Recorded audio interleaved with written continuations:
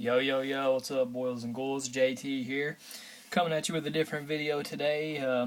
Here in the past week, I've had some pretty decent finds, I guess if you want to call it that, on retro video gaming. And I know quite a few people on YouTube collect retro video games. I'm just getting into watching a bunch of people's channels, like Pete Dorr is an awesome collection. I mean, the guy's his video game collection is amazing. He likes basically all the same games that I like, or the same kind of games. But and Sick Cooper, I think's how you pronounce his name. Awesome dude, has an awesome collection. There's tons more. I need to do a shout out on video game collectors on YouTube, if you will. But I've got 3 retro video game systems here, and 5 video games, I guess, to show. But without further ado, let's go ahead and get into it. First up here, there's another video game in this one, but we got the good old-fashioned Game Boy Color. I came across this at the flea market, traded for it, traded a guy like a $5 Xbox 360 game for it. He had like a $10 price on it, so I guess I got it for $5, which is a good deal. Had one almost just like this, except it was bright green back in the day. This actually has the battery cover with it too. Plays really good, so pretty cool.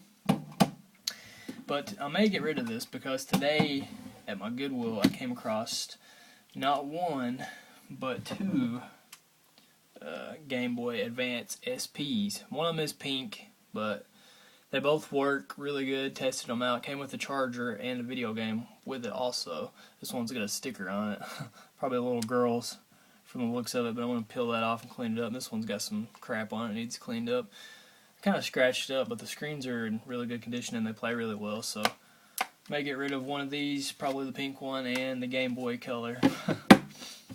But with that package, it was $7 for both systems. The charger, which in this game that came with it alone, goes for $7 on eBay. I checked it out.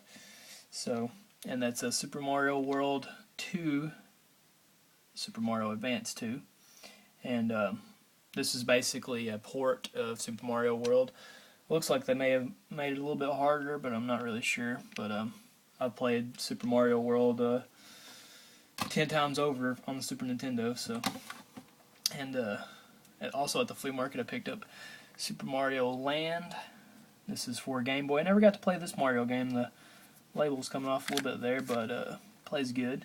Never got to play this one. This is different. Mario is in like Egypt fighting these aliens, and I don't think King Koopa or Bowser is in this one at all. So it's kind of different. And I think there's a part 2 to this, and these were both ported to maybe the Game Boy Advance. I'm not sure, but I know they were ported to the Nintendo DS. I think on the online you can download them, I believe. And last but not least, on the Game Boy front, traded a comic book for this to my brother-in-law. One of the, hands down, probably the best Game Boy game ever created, and that is Pokemon Blue. That's right, ladies and gentlemen, with Blastoise on there.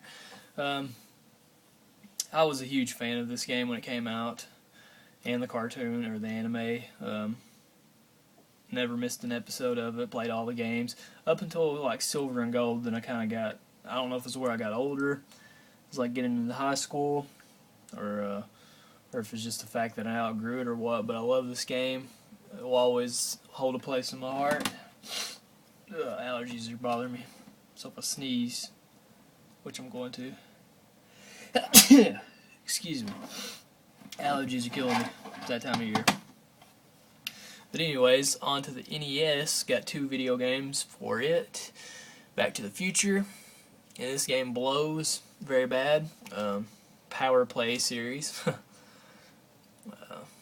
Don't really much else to say about Back to the Future. It's put out by LJN.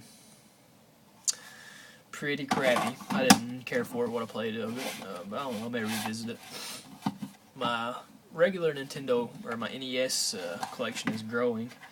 And this one I was super happy to find at a yard sale like 2 weekends ago for $2. Got a band-aid on my finger. But for $2, I couldn't believe this. And this game goes for like, I've seen it go from like 30 to 50 bucks on eBay. And that's Bubble Bobble, or 26 to maybe 40 range I've seen it go. And from what I understand, this is a more uncommon game. And this is put out by Taito, I think's how you say it.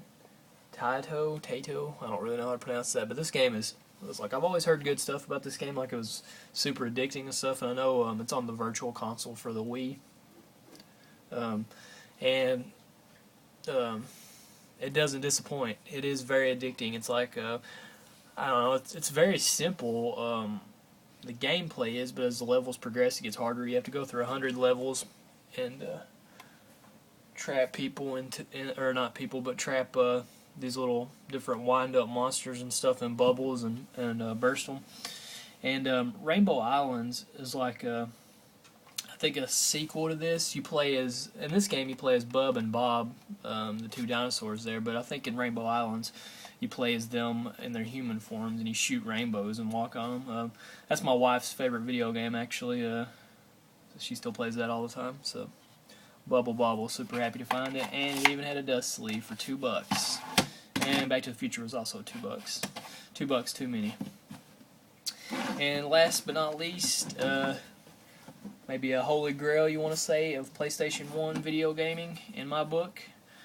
And this is one of the best all-time RPGs, and that is Legend of the Dragoon.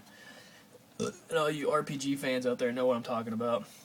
Sadly, this is the greatest hits game, but for the price I paid for it, I'm not going to complain at all. If you're fans of Final Fantasy VII, you're going to love this game if you haven't played it. It plays a lot like Final Fantasy VII, which I also have in the dreaded greatest hits. But building the PS1 collection back up because that is my favorite video game system, and I do love role-playing games. It has manual and everything. The disc is in my PlayStation because I've been playing it. So it is complete. But they added in this game, and the battling system is what I think sold a lot of people on this game. Is like they added these little timing mini games. If you like press the right button at the right time, you do extra damage and all that. It's just an awesome game, awesome story. Highly recommend that. Definitely check that out, guys. But that's it for this episode of Retro Video Gaming. I don't think I have any other games to show off that I've picked up. Yeah, I guess I could show this. Not really retro, but also picked up Raiden Fighters. I guess that's how you say it, or Raiden. Really cool shoot 'em up game. I've seen a lot of people talking about this, and it was only like $8 at GameStop. It's got 3 arcade classics there. I think these games are big in Japan, and I love shoot 'em up games. So, and it's complete manual and video game. But that's about it, guys. Thanks for watching. Peace.